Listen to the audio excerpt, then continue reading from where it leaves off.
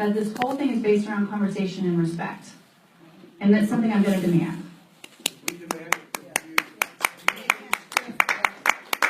One more time, I'm going to ask you to leave, sir.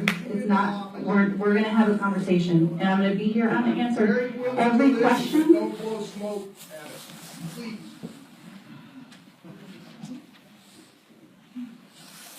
Pam, if you need to get help, go ahead and make that call. If you touch me, I will sue you. She's not going to touch you, sir. But we are going to ask for respect. However, back to what I was saying, whether you like it or you don't like it, this is how the Senate has required us, if they want to be a part, if they want to be a part of this, which they've expressed that they do, they've said you have to send it to us this way. You can hate it, you can love it. I'm just telling you what it is. So we put together a budget, and we'll take questions, and I'll let you start. We put together a budget around, I think there's basically a few different things in it. We're going to be repealing the individual mandate, probably some healthcare taxes on the different plans. There are some different taxes put in there that basically fund the Affordable Care Act. That's what's in the budget reconciliation. Those are going to pass, and the repeal of those taxes is the beginning. In the process, I've had a conversation with the governor, I'm going to say about 3 weeks ago now or so, and he called me to say, don't repeal the Affordable Care Act. And I said, well, Governor, you know where I stand on this. Healthcare and access to healthcare has been a priority for me since before I held office. This was some of the first policy work I ever did was on access to healthcare for families, for individuals, for people who are in the chronic care conditions, or people who are young people who are invincible and never want or need healthcare. This is something I've worked on now for the best part of a decade. And so I believe, Governor, that we can do better, that we have to do better. My interest is not going back to the status quo. My interest is not leaving people high and dry. My interest is making sure that families can afford the health care that they get and that it meets their needs. And we went back and forth on that a little bit. Obviously, his preference was for the Affordable Care Act. That's what he voted for. I think that there's a better way to do it. So I had a good conversation this week with Speaker Ryan, because as you know, he's been part of the lead voice in crafting the budget in the House. And I said, I support repealing this, but I will not do this unless we're going to replace it. There are a number of people in my state, they're all over the nation, but I focus on the numbers in my state. And they are moms and dads, they're individuals, they're people who have been yanked around a lot in the last 10 years when it comes to healthcare. And I believe we need to make sure that they have options. Where are you at on that? I didn't say I want a commitment from you. I said I want to know what you're thinking. I want to know when you look at the big picture and driving this bus, what are you saying? And he said, look, I don't want to leave anybody high and dry. I want to make sure that we're replacing this with something that works. And I said, to that end, you will have my help. And I spent actually a good amount of time talking with him about state high-risk pools, which I'm sure we'll get into. So that was basically, I would say, the last week and a half, 2 weeks, that's really been top of mind. That and Russia, which I'm sure will also come up. That's what I spent a lot of my time in, either classified briefings or member briefings, talking with my colleagues, trying to get our arms around how do we do this in a way that keeps the promises that we've made, but that also makes sure that people are in a better place moving forward, not a worse off place. So those are just off the front, the top of the year. Those are kind of the hot topics. I'm sure we'll spend a lot of time talking about them, but we're open to whatever else is on your mind. With that, I promised the Sin lady that she got to go first. And we'll go here, here, here, and then we'll start to slide over onto this side. So please stand, share your first name and your neighborhood, and we'll go from there. Hi, I'm Lucinda, and I'm from the Barberton neighborhood up by St. John Cemetery. I've seen a lot of people die. I see them get buried there all the time, and I don't want to see more of that. So I've heard the president-elect talk about health care accounts and things like this. Too many people can't even pay rent. I don't see health care accounts helping them. And people are scared. And they're talking about privatizing it. Do you know how scared I am? A voucher for him? Who's going to insure him? I was in insurance for 20 years, Farmers and Progressive. They wouldn't insure him to save his life. You think there's going to be a high-risk pool? And what's that going to cost? What kind of care will he get? I'm gonna write these down, because you're hitting more than one. If I'm gonna address, okay, we're gonna do VA.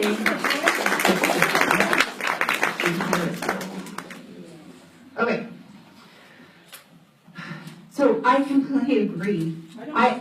I don't want you to feel like, I don't want you to feel fear. I'm not gonna speak. Do you want to hear from me, or do you just want to come here and make a point? You can do whatever you want, but if you want to hear from me, you're gonna have to listen. I value that. Let me be honest. My heart and soul is to make sure that the people that I serve have options for a better way of life. Healthcare is a huge part of that for me, and I actually believe healthcare is a huge part of our economy.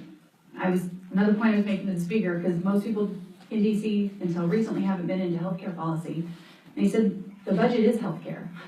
There's no way around it, whether you're talking about the VA or Medicare, or you're talking about the Affordable Care Act, you're talking about the exchanges, it's woven in. So we have to get this right.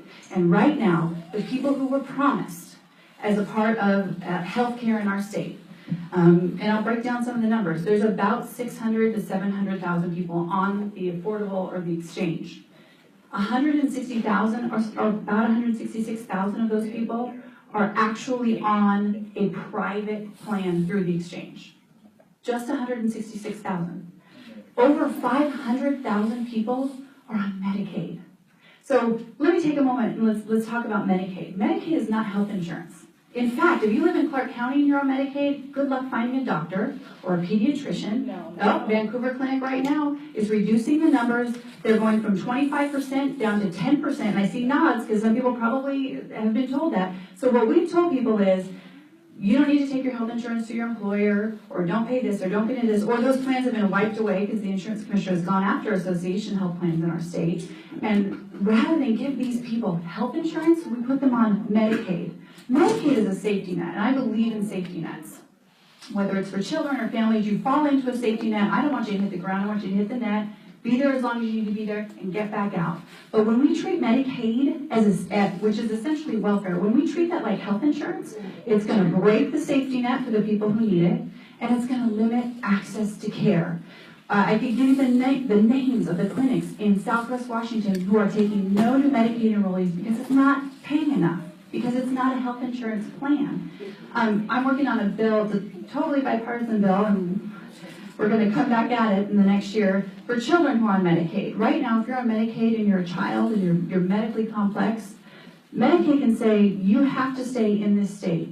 You can't go access the life-saving care in another state because it's a state-paid plan. So essentially, you're being limited by your zip code. That's not health insurance.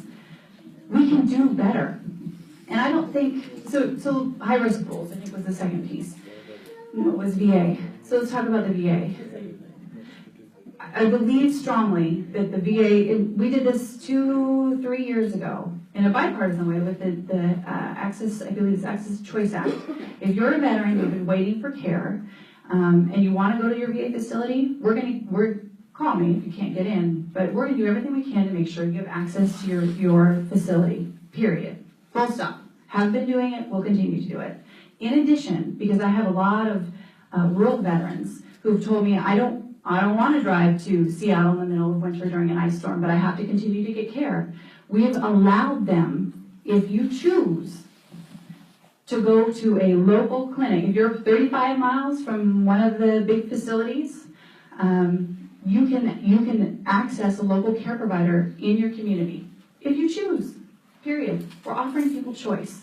And I don't understand why choice is always a hailed word until you're talking about healthcare. When you say, I want to give you the choice, stay in your community, see a local doctor, don't stay in your community, don't see a local doctor. But that's the only thing we're talking about with regard to the VA, is making sure that veterans have choice and they get the care they need. Full stop.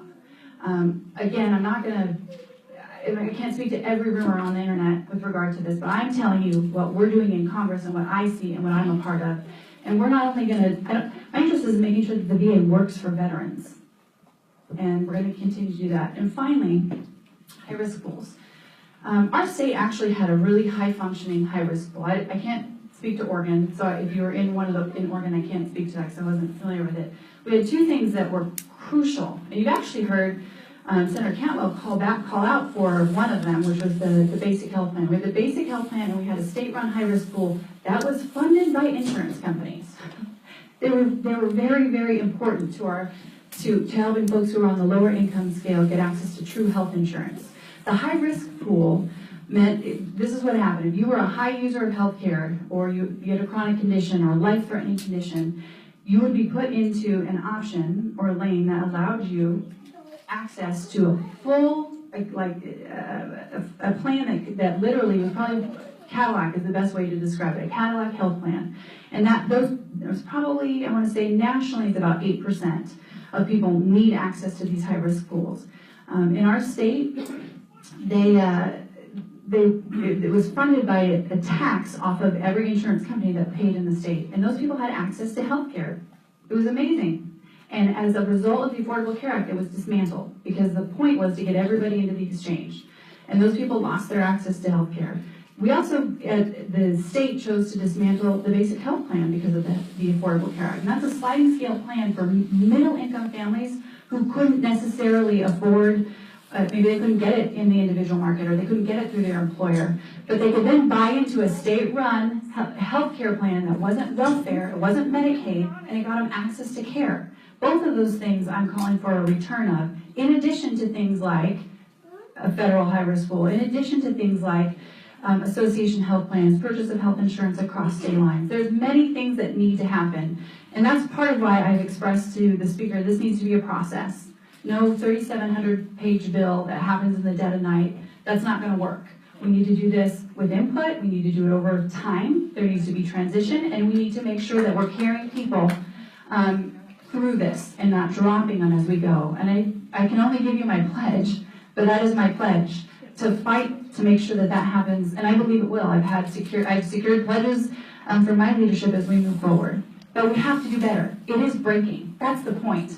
And I'm happy with that. Let's reprioritize. But if you're in this state, you're going to see your health insurance premiums go up. If you're on Premier, you're going to see your health insurance premiums go up. And people who are not as sick are dropping out, they're paying the mandate, and so it's leaving just the folks who really need it. I mean, the system is beginning to break, and we can do better. All right, I think I said this gentleman, and then I was here, and then here. All right. Sorry, I'm a little nervous. Sorry. I did not have any health insurance before the Affordable Care Act. I now do have health insurance. I pay a little more than $100 a month, and then I get a subsidy to cover the rest of my monthly premium. The Affordable Care Act passed in 2010. In the over 6 years since then, I still do not know what the Republican plan for replacement is. If you could please today give me some specifics, please give me specifics of what the actual plan the Republicans want to put in place is. Thank you very much. So I've been talking about them.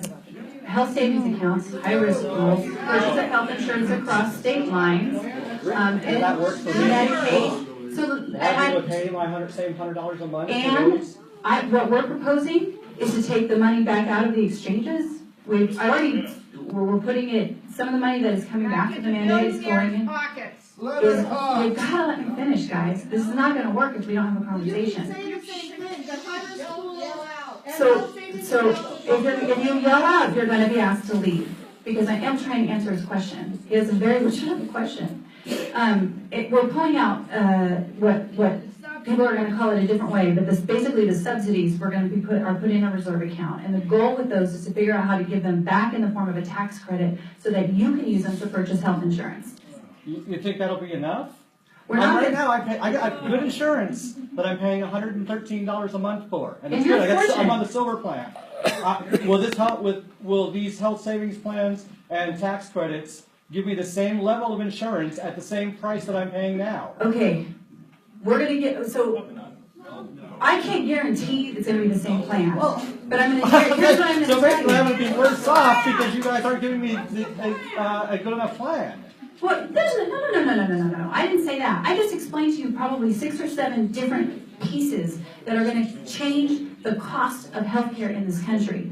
Part of the problem right now is what we fixed with the Affordable Care Act was simply paying for things. We didn't drive down the cost of insurance at all. In fact, we're limiting it because we have narrower networks and fewer providers, which means that there's zero competition. I don't know if you've ever been in this place, and I pray to God you never are.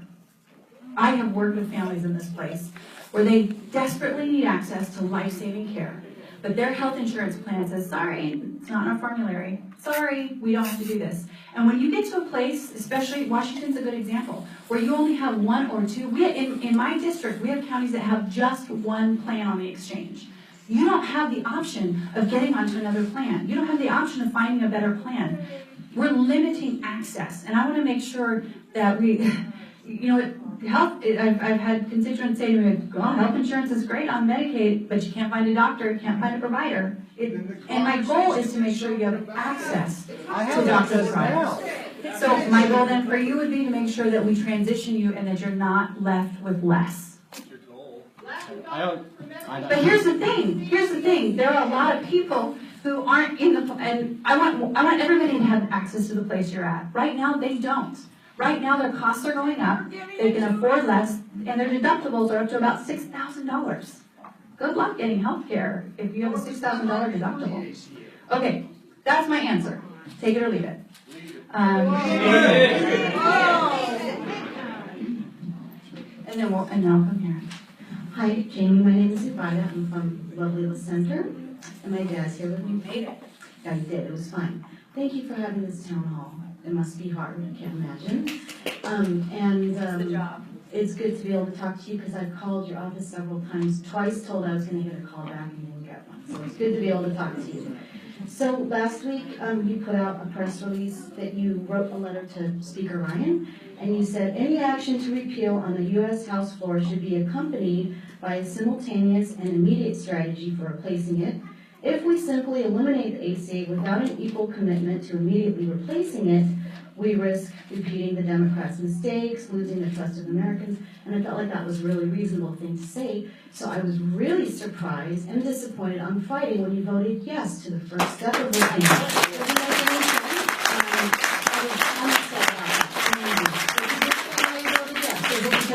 Whatever your party says. So if you look in there, it says that a company is accompanied by a strategy. And in working with the speaker, we have the beginning of the strategy. Well, That's not a plan. People are not going to get, this is not going to happen in 100 days or 50 days. Because you have to start somewhere. And don't repeal it! You have to start somewhere. By getting rid of what we got. Pardon me? By getting rid of what we got with we have no idea. You guys are talking, but we have no idea. No, I've already mentioned a couple of things. I already talked about high-risk pools, which is in the bill that we just passed, sets the groundwork for high-risk pools, sets the groundwork for the tax credit for people to purchase their own insurance, not through a subsidy, but through basically giving you more control of your money. There's another piece in there with regard to associational plans. So there's already 3 pieces in there to begin. So it was in there. You may not agree with what it is, but it is in there. And so I'm not, it is, the process, the synchronized process is happening. Again, I'm not saying you have to agree with the way I'm doing it, but it's both the spirit and the letter of that letter that I sent to him, it's in there. And I was affirmed. Well, I think it was 9 Republicans who voted against, and I wish you were one of them. So I know for well, folks, this shouldn't be news that I want to replace the Affordable Care Act. Since 2010, when I ran for this office the first time, one of the biggest promises I made to the people I serve in this region is that I'm going to fight to replace it with something better. every election. So this is not a change of heart. This is me keeping a promise. And in there, we do have the beginnings of the plan. And those 9 people I know very well because I was in those meetings with those folks. And that's what, out of that came my public letter to Speaker Ryan and the private conversation that I had with him, which is, I'm not going to be a part of this unless we're going to replace it. And we got, and that's what we got. Okay. We'll move over here. Thank you, Honorable Jaime Herrera. A couple of things I'd like to say first of all. I am Steve Cox, Precinct Committee Officer for 692. I have faith in your abilities to handle the ACA and replace it, hands down. You've been steady and firm on that, and I believe in it. I have been witness to your support of veterans who have benefited from your involvement, many of my friends. I support you in all your efforts, and I have more I will bring in written form to you. But my question today is about something that troubles me deeply and is rather controversial. That's illegal immigration and the second and third order effects of illegal immigration and the costs that are being passed on to us as taxpayers as a result in the increase in services and benefits. The last time I wrote you on the immigration, you'd come back about the farmers needing illegal immigrants to pick the fields. Legal. I didn't say illegal. Well, there's some hedge on Yes. in your response to the need for having the immigrants in the field. And H-1B visas are fine. Our immigrations are fine. But what we need is to enforce our immigration laws and ensure that is done across the board where you don't have a very good rating right now in enforcing any immigration laws. So I'd like to know what your plan is for the way forward and of course what the rest of Congress intends to do. Thank you. All right, well, I'll tell you where I'm coming from on it. And I don't see this being, I know the President-elect talked a lot about this in his election. I think this will continue to be, a piece of this will continue to be a priority for him, but I'm not sure. There's not been a lot of back and forth yet. We'll see. My view on it is the first part of just what you said, we need to enforce the laws that we have on the books. That's the first thing we need to do, and that means we need to secure the border. It's not radical to say we want to know who's in the country. I mean, that's security. And I do believe that citizenship should mean something. That's something that's where I stand. Which is part of the reason I think I probably don't have the greatest rating with some of the immigration groups is because I also believe if you're willing to fight in our country and our armed services, you should be able to earn your citizenship that way. That's me. And I've taken a hit with some of the immigration groups because of that. But, so I kind of feel like fair is fair. If you're willing to die for me, I think you should earn citizenship. With that, and this is what happens first. I think you secure the border first, because if you're in a boat with a hole, doesn't matter how long you bail water, if you don't plug the hole, you got a problem. And secondly, I think we need to deal with the folks who are the obvious, violent offenders, the people who are putting us in danger, wherever they're from. We need to get them out of the country ASAP. With that, part B, sanctuary cities, could you include a comment? Yes, so a lot of these folks are hiding in sanctuary cities, and I feel like there needs to be a relationship between these cities and the federal government with regard to felons and violent people, period. It has nothing to do with race. And beyond that, so let me also say, I believe, so once you've done that, I also think we have to fix the system. If you want to come here legally, it can take you upwards of 12 years. And if you're poor and you just want a shot at the American dream, good luck, because it takes money and time. And if you want to come here and assimilate and be a part of us, I want you here. I want you to help grow the American dream. We need to fix that so those folks can come. It shouldn't only be for one class of people. That's my belief. With that, I think we had a really, really good opportunity a year and a half ago, and I think, honestly, it's one of my beefs with the Republicans in the House is we let that go, and now it's back into the political season, it's gonna be a political football. I do think we're gonna get the border secure. And beyond that, once we get past all those pieces, I think the American people will trust us a little bit more on this issue, and then we talk about the folks who are here illegally, and what should their status be? And how do we bring them into society? What do we do? But I don't think you start there. I think you prove you abide by the laws, and most people don't know this. People who come here illegally, I think it's 30 to 40% of them come here legally on visas and just overstay. Why don't we enforce that? Why don't we make them go back? So I think we fix these pieces first, and then you have, I think, cleared the way to have a conversation about how we want to handle those folks who are brought here and are born here, and what do we do? Well, I'm in favor of handling that in a much more humane way. I'm not saying citizenship, because I still think citizenship should be protected, but I do think we need to bring people out of the shadows to where they're not being abused, and there's got to be a way, and there should be something required. So, okay. Thank you. Oh, crumb. We'll do one.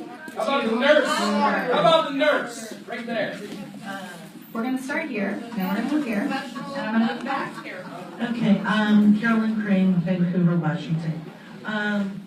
There's a couple, 3 or 4 things going on in the Washington State Legislature and bills that I've been reading, and I thought I would bring them to you because the federal government has an impact, which means they kind of come under your umbrella, okay? They have 2 bills regarding the GMA and UN in the House and the Senate. The Growth Management Act, and the UN, and how they want to deal with the UN. So I really think you should. The state does. The state does. So I think you should check those 2 out. There are 2 bills that are calling for the return of lands from the federal government, and I know you've been working very hard on getting the federal government to pay their just dues that they're supposed to pay so that our counties can pay for their schools and their fire departments and all of that. There are 2 bills calling for the return of federal lands to the state, and I think it's huge, and I think you should look at those if you would, please.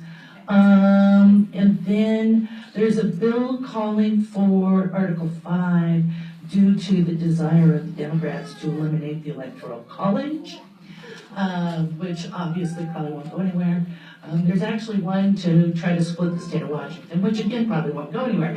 But the others may actually grab attention and probably need some of yours. And before I turn that over to you to comment, I would like to say one thing. I'm really glad you have insurance at $100 a month. I used to have it at $185. My insurance now costs me $989. And I now have a $10,000 deductible, which is pretty much catastrophic insurance instead of Cadillac plan. I no longer have my doctors. So I didn't get what you got out of that deal. I paid for that deal that you're I think getting. you're right. We should have a single payer like every other country in the world. We should get insurance out of the medical business. I'm sorry. I appreciate you being here too. I come from about 3 or 4 different places, so I'll be quick if I can. I'm a retiree. I live in the Brush Prairie area. I'm a 39-year union member, and I'm also I'm the past chairman of our health fund, so I know a little bit about health funds. And I'm the grandfather of a boy with type 1 diabetes. So number 1, keep pre-existing. I agree with you, which I'm surprised, but I'm happy to say. Please don't tell him. On the pre-existing care stuff that you were talking about, I believe it was called Apple Care in the state, but he was on Apple Care, it was really good. He still has insurance through the Affordable Care Act, and it's good. It costs my daughter quite a bit of money. One thing I'd like to say is that as you, and I think repeal is just one of those words that just ticks people off and scares people. If, sound bites are everything. If you could just say reform, not replace, improve. Why do we have to say repeal? That's what ticks everybody off. There's a lot of good things going on there. But in the last House, there was a bill, HR 3489, which was, and you talked about this as far as a tax repeal, That's a bill that was to take away the transitional reinsurance, which people like us, a lot of people don't understand union guys and union trusts and union women, but we negotiate our own health care. Even through the entire Obamacare, we have our own. It's negotiated with our employers, and we pay for our own. Because we've always had our own insurance since 1962, we're being asked to pay this transitional reinsurance tax, where we're being taxed and the money's going to the insurance companies. It's not right. We're paying our own way anyway. We don't have any subsidies. I'm very happy for you, and I understand you. But most importantly, the most important thing, and I think you almost feel a consensus here, people do not want to be afraid, and they don't want to lose their health insurance, and they want a plan, and we're all tired of politics in DC. We want to get things done. Now, I'm stepping even farther, and I might be taking too much time. I'm also the vice chairman of the Labor Roundtable of Southwest Washington. You've communicated with us from time to time where we would like to communicate. The labor community feels like we can't get time with you or your staff. I'm not blaming anybody. Maybe we're not asking enough. Maybe you're too busy, but you know, we provide benefits and pensions and training and all that out of our negotiated contracts, and they all benefit the entire community. And we feel like the Republican Congress, the Republican Senate, and the President-elect are attacking us, and we're not the problem. Thank you. And I apologize. I think you have a lot of wisdom in the way you approach that. I think you're right. I think my goal is to allay people's concerns and their fears. But I also know that when you're talking about healthcare, you're talking about people's very security. I know this personally. My goal and what I'm fighting for is to make sure that people have not just a safety net health insurance plan, but they have the same health care that you probably do, that you've negotiated, that you guys pay into, that you have access to. It's probably a pretty decent plan.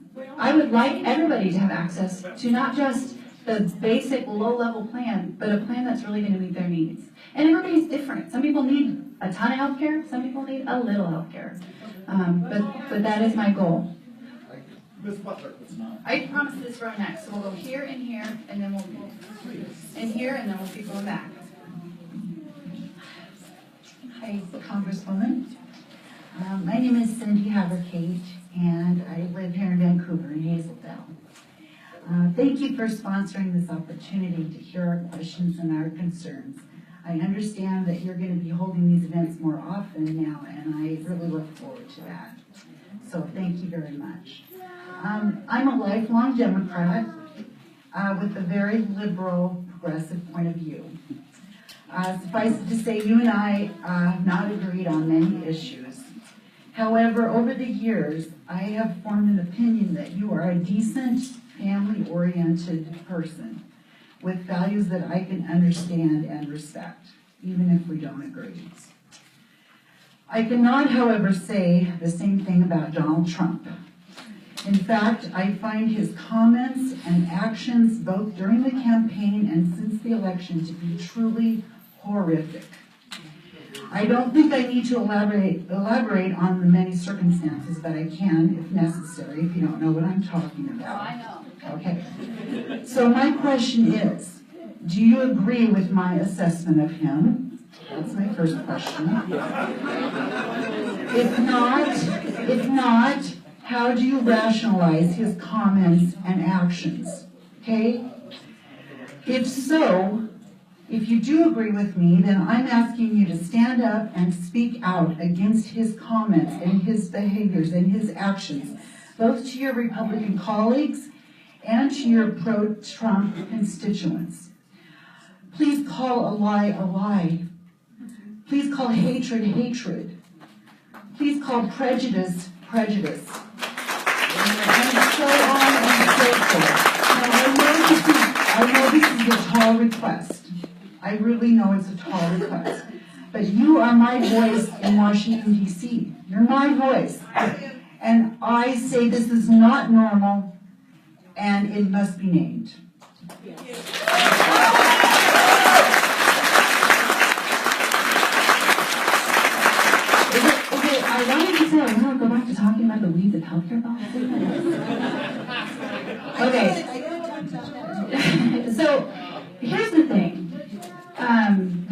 last election, for me, it made me heartsick.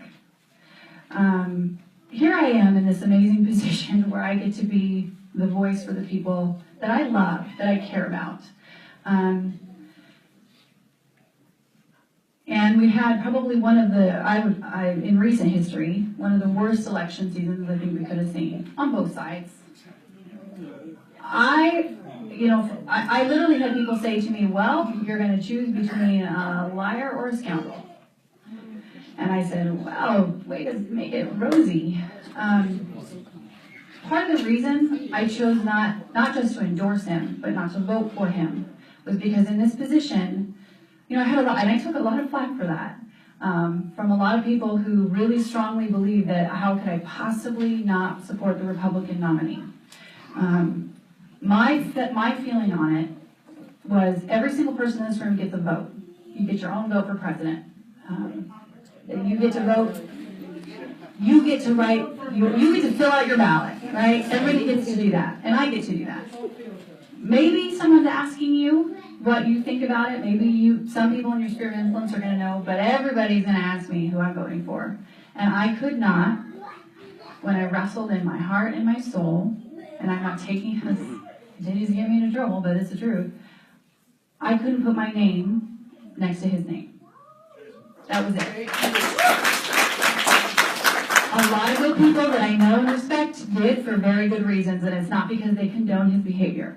They did it for other reasons, and I respect that. Just like you guys gotta let me, that's my vote, that's your vote. But I didn't want to have to tell my daughter I'm okay with behavior like this, because I think when it comes to leadership, character actually does matter. And I will say, that didn't mean, in my view, that didn't mean Hillary Clinton was sitting pretty either. I have been in classified briefings where she's given me specific answers that have turned out to be completely false. But that's my point. I agree. And my point is, here's my point, is I don't feel like, I know this was just a rough election for everybody, but that's where I came down. That's why I came down that way. Moving forward, so the day after, I was thinking about this, the day after Obama won, of course I didn't vote for him. It wasn't my guy. And then he won. And I know there's a lot of disappointment in this room over Trump winning. Well, there was a lot of disappointment in other rooms when Obama won. And I remember that feeling. But let me share with you my approach. So my approach was, he won, and I wanted someone else to be president. But I decided, and I determined in myself, when he does things that I think benefit the people I serve, I'm going to work with him on it. We're probably not going to find a lot of overlap, but I'm going to look for those places, because when he's successful, it generally means we'll be successful. And I'm applying that same work ethic. If Donald Trump is going to do things that benefit the people I serve, I'm going to work with him on it. Because if he's successful, then we're successful. That's my philosophy. All right, we'll go here. Hi, I'm Sarah, and I live in the Lincoln neighborhood. And I'm really excited to be here. And I've never been to a town hall before. I'm nervous. But thank you. I hope that you will have many, many of these, and I will get so used to it I won't be nervous anymore. So thank you for coming to our part of town. I am a working mom with an 11-year-old in the Vancouver Public Schools, and I feel very fortunate to have a really great job with really great benefits. So I feel like I'm kind of here speaking for those people who couldn't come today because they may lose their job for not being at work, who don't have leave. And also, as a mother of a high needs child, I'm sure you appreciate having paid leave and excellent health insurance and a fairly flexible schedule if you need to, so you don't have to choose between financial ruin and caring for a loved one. So I looked through as much of your stuff as I could. I couldn't find anything, but can you please share what you're doing to champion paid family leave for all families that you represent? Okay, 2 thoughts. First of all, for those who don't know, I'm actually on Obamacare. I'm on the exchange. So some people will say it's wonderful, some people will say it's awful. that's your decision, but I'm on Obamacare. What's your opinion? Second, I'm still fighting to repeal it, aren't I? Secondly, I strongly believe that in today's work world, that paid family leave needs to be a part of how we make this work. 25, 30 years ago, maybe one person could work for the family, and it say nothing of being a single parent, but you could have one breadwinner. That's not even usually the case today anymore anyway in this generation. Both folks have to work in order to make ends meet. And this is one area where I have the president-elect's plan has been put out there to some degree, and his daughter has said, can I work with some of the Hill Republicans on this? So we actually had a call scheduled for last week. It got moved, but we've already had a sit-down meeting with how do we bring this in a way that doesn't put small businesses under, that doesn't create an unfair playing field, but we want to get, basically, it's the small and medium-sized guys we need to help get to this point, because the big corporations have already figured out, if you want to keep good talent, you're going to offer some of these things. I want to figure out how we can make that a reality for working parents. So you're meeting with people with like your answer. We've already talked, there's actually 3 bills I've looked at, and I like pieces of all of them. One's a Democrat bill, one's a Republican bill, and one is one I've been trying to put together for the last year. It's not a simple issue, but it is one that you also have to have some consensus to get it through the House. And it's one of the things I started a maternity care caucus last fall with a Democrat colleague from down in California. We've had some awesome success so far with everything from breastfeeding and taking your breast milk through TSA to safe medications for moms. And this is one of the things we're also going to make a priority. So I'm working on it on a couple different fronts. All right, I think I told someone over here. Yeah.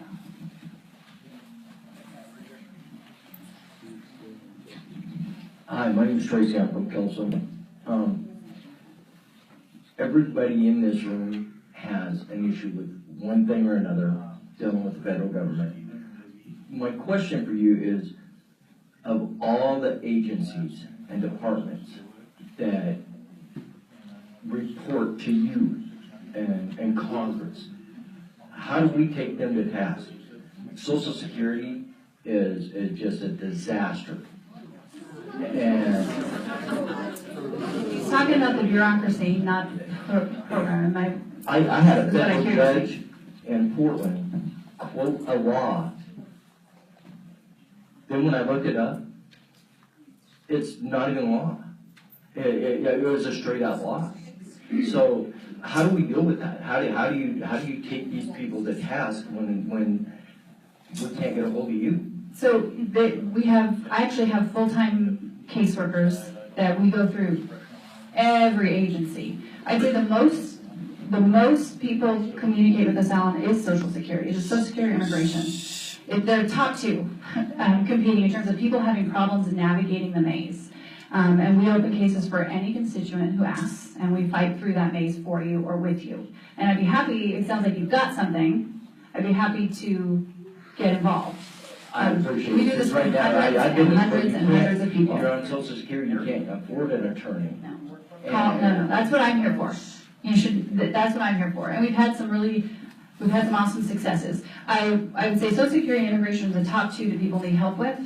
But it's also the VA, it's another one where we really have to get in there and swing sometimes. So we've got this paper, the only thing I have to have you do is leave your information, and we can start a case. Well, what are we doing with these agencies though? I mean, but why isn't Congress? It shouldn't be that bad. It shouldn't take a congressperson to get involved. Yeah. Well, why isn't Congress saying, okay, Bob, I've got this problem. Why is this such a problem? Why aren't you calling the head of Social Security and going, dude, we got an issue? I have, and that's what I do on the Appropriations Committee. So every single one of these people come, the heads, the secretaries of these agencies, this is why I love this committee, is they all come before us every year and ask for their budget. And that is a perfect time to say, let's talk about how this isn't working. Let's talk about what you can fix. If you want me to vote to approve the budget you're requesting, then you need to address these issues. And I do it I would say probably 70% of my time we spend on fixing these types of things, both on the individual level, but also on the congressional level. I will also say that the agencies are accountable to the secretaries. The secretaries are appointed by the administration. So they aren't, we can limit them because they come to us for their budget, but I'm not their boss. Oh. But the budget is a pretty powerful tool I've learned to use. Yeah. This gentleman. Thank you very, very much. My name is Rod, and I live from Hazeldale. Ms. Butler, what I'm trying to find out is, and you had mentioned that you are on part of the pool itself, part of the Obamacare, correct? The exchange. I think a lot of people are, I've always been under the impression that Congress has been under a very special program. Everybody always thinks that. So it's really not I true. also pay Social Security. I also pay Medicare. Okay, Yeah. like all. Yes. Yes, but that's a, yeah, anyway. I get that My one. question had to do with Social Security. I understand that more and more, or my impression is you're trying to strengthen, or not strengthen, but protect Social Security and Medicare. What are you doing to try and strengthen it? I'm under the impression that, especially from your party, they're always accusing Social Security and Medicare as breaking the government, which are both self-funding programs, are they not? Are they? No, so Medicare is not, and I'll give you the numbers. Social Security does, to a degree, but we need to stop rating it. We need to stop rating them. Thank you. I fought for this, folks. Keep going. Have you done anything? You just said, I've covered it? I fought for it, and I continue to fight to protect it. Okay. And I can get into Medicare if you would like. Please, Okay. a little explanation. But are you done? Yes. I don't want to cut you off. Thank you very much. Yep. So I agree with Social Security. I have fought in our budgets, and will as we move forward. Big part of the problem is it's part of the general fund, and that money can get spent or rated. That's ridiculous. Why is it general funded? It's its own. So part of it was, you guys aren't gonna like this, but it was a Democrat who started that whole process. But anyway, so here's the problem. Here's, in my mind, here's how we fix it. Part of protecting Social Security means, and I've gotten into the weeds on this. So if you pay into Social Security your whole working lifetime, you get a certain amount coming back. And then Congress added the survivor benefit. Then your survivor gets it if they're, was at a time when there was someone staying at home, someone working, so you take care of them. Great. It is now to the point where up to 5 different people can draw on one Social Security payment. You do the math. We need to make sure we protect that. And so there are ways that people are talking about. In my mind, it means that we can't reduce people's benefits, but we do need to shore up the system. Medicare is enforced, shore up the system. Part of it can be dependence, it can be, and I'm not saying that the speaker himself will tell you, he was a recipient of Social Security when his father passed, and he wants to protect it. So he's lived this. I'm just telling you the math, folks. I'm telling you the math. We need to figure out. Well, in theory, you haven't been in war for 8 years. So the other piece, and I think some of that is going to be in play. The other piece, Social Security is actually the one that I don't lose sleep over, because I think we can do that relatively easily, and we're going to keep it on its, we've still got years, but we're going to keep it on a strong path. The one that causes me to literally lose sleep is Medicare. Right now, over your working lifetime, you'll pay about $114,000 into Medicare. And then when you go to retire, we have good problems these days. People are living longer. With healthcare, technology has advanced, so on and so forth. Those are good problems. But the outcome is you'll draw between $300,000 and $400,000 worth of benefit of it. We have to make sure, and this is part of why I strongly believe we have to reform the whole health system. It cannot, insurance companies, drug companies, third payers, the whole thing needs to be reformed so that that number doesn't break on people. The boomers are retiring at $10,000 a day. We've got less than 10 years before the system starts to break on us. And I will not stand by while it breaks on current beneficiaries. Part of the reason I voted and have advocated that we give people my age a choice when it comes to Medicare, a choice you still pay in, but you can either do kind of a premium option, a premium support option, which would allow you to get health care in a different place, like it's through Medicare, but kind of like an exchange, you can get a private plan, or you stay on traditional Medicare. If we just allow that choice for people my age, so far off, we can put Medicare on sound financial footing today, and it's not going to break on people who are accessing the system. And I've done that, I'll continue to do that, but I'm open to ideas. In my mind, you've paid into those things your working life. You deserve to have access to them when you retire. But we have to make sure that we put those sideboards up. And it also means that we're going to have to talk about the fact that Medicare, it works now, but when all those boomers hit it, and then there's less of us paying into it, I just won't let it break on people. We have to make changes for people my age and younger so that we can protect it. See, our children, my children are younger than you a little bit. And they're paying into it. And I'm paying, yes. And I want to protect it. But if we make those changes and we give that generation a choice, that alone, the numbers allow us to protect it. Does this sound like privatization? No, it is not. It would go through, just like it would go straight through Medicare. And it wouldn't be a mandate either, unlike the Affordable Care Act. Okay, we have time for 2 more questions. All right, let's take this one. Mr. MD. You get 3 to speak. Everybody wants to hear you. Speak, please, Travis. If she's not going to call on you. My name's Peter Harrison. My name's Peter Harrison, and I'm on an exchange program. I live in Hazeldale, 20 blocks north of here. So I'm on an exchange program. When we moved from a COBRA plan to the exchange plan that we're on now, it costs $500 less a month for about the same coverage. So that's what Obamacare is saving me every year. $6,000 is the biggest tax break I've ever gotten. But health insurance is not health care. Health care is the drugs we get. Health care is the care from the physicians. And one of the areas where we have a major problem is with drugs. These are my 2 epinephrine injectors. These are expired. They cost me $74 a piece for under $150 2 years ago. 600 today. 600 today. Yeah. If you want to control healthcare costs, we need to control the costs of drugs. And there are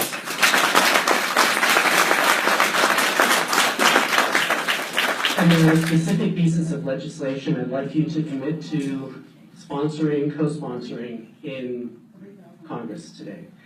One is H.R. 242, which has a companion bill, S41, I believe, in the Senate, that would empower the Social Security Administration to negotiate the price of drugs with American pharmacy companies. That desperately needs to be done. We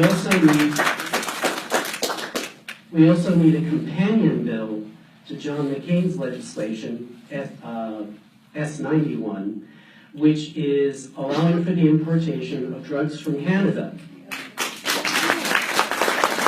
So, could you please commit to at least reviewing and working towards negotiating the price of drugs and working with John McCain to come up with a companion legislation for S90. I reached out. He was the chair of the Democratic caucus in the House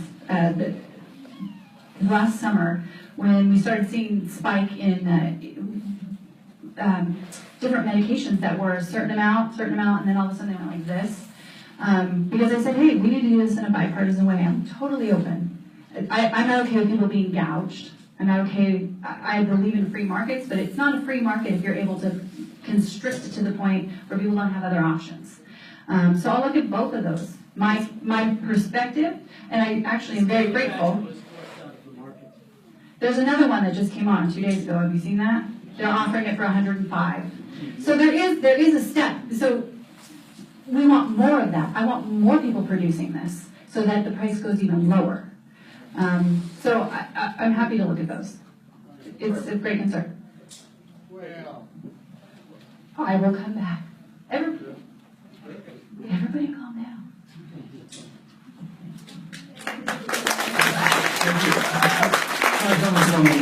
My name is Travis. I'm a homeowner in the Marion neighborhood. I worked for years at Peace Health Southwest in Vancouver. I worked in the emergency room and on the rehab unit. I am also a member of the Washington State Nurses Association, and I'm on the American Nurses Association PAC board. As you know, the American Nurses Association, WSNA, the Medical Association all supported the Affordable Health Care Act. Hospital profits in the state of Washington, we know, are up. We know that the ACA has helped rural hospitals. And I am here urging you on behalf of WSNA and the American Nurses Association to not vote to repeal the Affordable Care Act.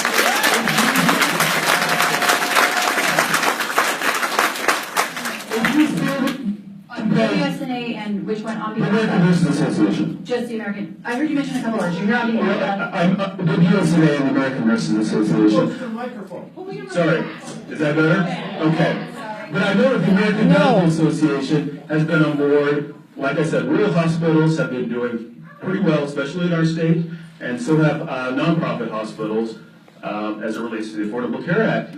I've seen the numbers, so I know that to be a fact. What I would like to say is that if you do vote to repeal, make sure that there's something as good or better than the Affordable Care Act. Personally, we know that Obamacare does have problems, okay? But what we'd like to see is the Republicans take what's already there, fix it, make it better, and make it bipartisan. Don't do something.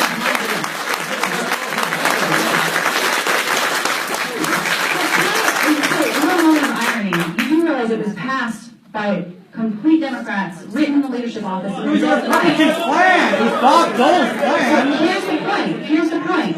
I just want to make the point that we didn't get us into this situation. Like, we're here and it needs to be addressed. No, you didn't respond. Everybody calm down. Everybody calm down. Guys, we want to get... I have a right to respond to the points he made. I have a right to respond to the points he made, guys, and I would like the chance to, because he came here, he was patient. Thank you.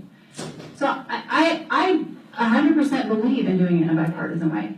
I have been fighting with folks within my own party to say, if we really want to fix it, and we really want buy-in, we need to take the time to put together what people agree on. I'm willing to give in some areas. But and it's funny you mentioned some of those different associations. They've all been in my office asking me to help. They've all been in my office saying, we can't afford this. They've all been in my office saying, we need help. So if the system, if we just leave it go as it is, from the numbers they brought to me, I think we're in trouble. I think we're going to see narrower markets and less access to care. So let's repair it instead of throwing it out the window. Can I ask, in my view, and you give me some feedback, the most important thing here's kind of a couple of central principles, that everybody has access to care that can meet their needs, that they can pay for. Can we agree on that? We can agree on that. I totally agree, but I'm just trying to start at a beginning point. We can agree on that, right?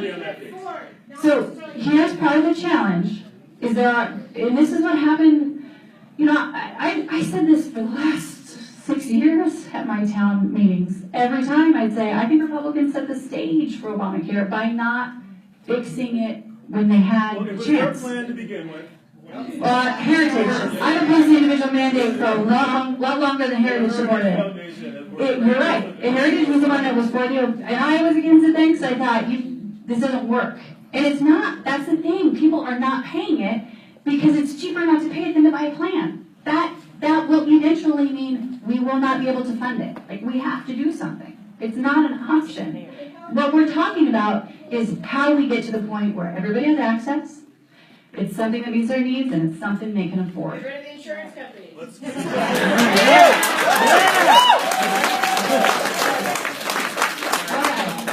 that,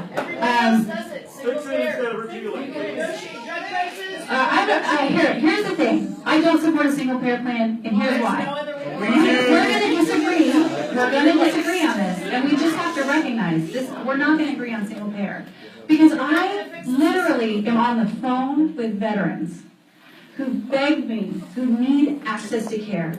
And that's a single payer system, if you haven't noticed. It's about, yes, we do, we've actually, I helped get us an extra $3 billion this last year into the, and we're up to $74 billion, which is a record. We passed $15 billion, well, I'm working on that, but I've been fighting for the money. Here's the point. When you're in a system and they're the payer, the provider, they're the ones that screen you to decide when you can get your appointment, we literally have been having veterans who have lost their life because they can't, if they want to stay in the system that they've earned, right, that should get paid for. We've had to get in there. We're trying to get it, you said spent right, we're trying to break through that maze. That's a single payer system. It's a single payer system that has a small percentage of the population. I think it's 1%. You have to have a large. See, I would say it works in every other industrialized. I would say if you've got a problem. Large percentage of the population in the system to negotiate prices on everything. If you have, it will not work with a small population, and particularly when it's mixed. You've got it all mixed up with insurance companies, with government. Government has to take a bigger role. All the studies show it. In every other industrialized country. I will say this is probably an area where we're just not going to have agreement on single payer. I fully expect that. The numbers that I've seen show something different, but I think we can get to the point where we say. I absolutely believe that you look at numbers that show something different because there's a ton of misinformation out there. All right, here's the thing. I'm gonna let one person close. So. One person who hasn't closed, hasn't spoken, you can be our closer. I'm Sam, I'm an assistant, I'm a registered nurse in the state of Washington, and I've worked for 25 years. And my view on this is a little bit different. One, it's a funding problem. We seem to afford to give tax breaks to rich businesses, but when it comes to the people that are doing all the work, there's no money for that. There's just cuts. That's not what I want to hear. A friend of mine I talked to the other day, she was thinking suicide because she was losing, because she's already had a stroke, cardiac problems, and is afraid she's going to lose her insurance and have to go back to work to get more insurance. And yes, the fear was real, and she's also concerned about all the talk with the Republicans on the Social Security and Medicare. So people are retired, it's scaring them, I can't blame them. Two, OHSU, because of this repeal of Medicare, has decided not to hire 500 people. The mic. OHSU is not going to hire 500 people, and the other hospitals are cutting back also on staffing. So when you cut back hospital staffing at the OHSU, you are indirectly cutting medical care for VA. So do you realize that the reason they're making those reductions now is not because the money is going away now. That money, I talked about transition. It won't hit this year, probably won't hit next year, and there'll be a transition for it. That's happening now because they can't afford it. That's happening now. They're afraid of future funding. Read the article. That's what the president said, future funding. That is nursing staff, that is scientists up there who are not going to be worked. That's just one leg of the stool. If you want to attack and repeal without any plan, you're going to be crashing medical hospitals. I can only say it so many times. We're not repealing it without a plan. We're not putting it in place. We're not letting people drop. You voted against it. If you do this, you're already cutting future medical benefits, skilled and trained people to the VA, to the OHSU, because that's where they get their care. You already voted to repeal it. Every time there's a cut in of hospital funding, because of lack of funding, it goes on to the doctors and nurses to pick up the load. I've worked where one nurse, instead of one nurse load, I've worked 2 and 3 nurse loads. Has that happened in the last 8 years? It happens every day now. The funding is minimal. So how is that a result of a budget vote I took on Friday? So I'm just asking for a little bit of give and take on this. It's not working now. You didn't read the newspaper. OHSU is already holding, and some of these hospitals are also. If it's not working now, Don't you think we need to do something that fixes it? It's not, you're not working on funding, you have to fund these people, and you're not doing it. Fix it. So you, all you're doing is making cuts, you're gonna make cuts just to make sure budget work. Fix it first. When you're doing this without any replacement, you're hurting the veterans, whether you think you're doing it or not. Two, also, when you did this bill the other day, you also added $10 trillion to debt. You fought a couple years ago against $1 trillion, I think it was, I don't know what the exact months, but now you voted for a $10 trillion debt. That's $30 trillion worth of US debt. That bubble is gonna pop. We cannot afford it. These banks go down again on the next bubble crash, which Trump is gonna be creating. Those banks, you laugh now. You won't be laughing when it goes down again. Every 10 to 12 years, we have a bubble. Every time a Republican gets in there, we get bubbles because we deregulate banks and insurance companies. Two. We've been on number 2 a couple times. Let's move to 3. That's not always true. Moving right along. The other, which side are you taking with Trump and the Russians? Are you gonna, as a veteran and fighting the Cold War? Let me say, the Russians are not our friends. They are not our allies. I am the guy. What do you want? Like, I want an investigation. Here's my view on it. Versus our veterans, our troops. I agree. I agree. Gonna turn on them? I agree. Look at, it's not just elections that they're looking at. They're trying to undermine him in France and in Germany. They may They're trying to have undermine blackmailed. institutions. What if they blackmail? Well, that was a question put to the entire, Yeah. the entire intelligence community, and What every happens single one of when them you find out said, the dirt on it? Are you gonna be for? Well, it's true. They If can't- we have a treason in the White House, what is your take on it? I believe in the oath of office, which says we are to protect it from all enemies, foreign and domestic. If someone is accused of treason, I don't care what party they're from. It's in my view, it's about our country. Every single one of our intelligence community chiefs has assured me that they're investigating, and I think they're probably better at it than I am.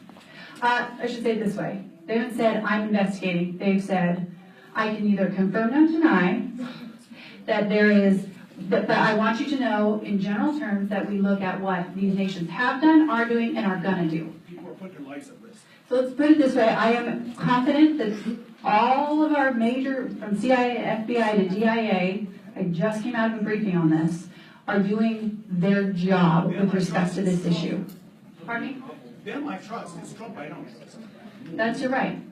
No, it's dangerous. It's All dangerous. right, with that, thank you for coming.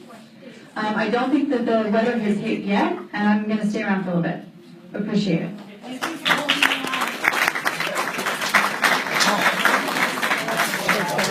Man, they gotta get off.